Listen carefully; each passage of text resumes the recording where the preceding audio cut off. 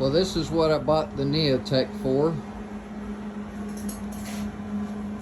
A trail saw. So I put this in my Rhino.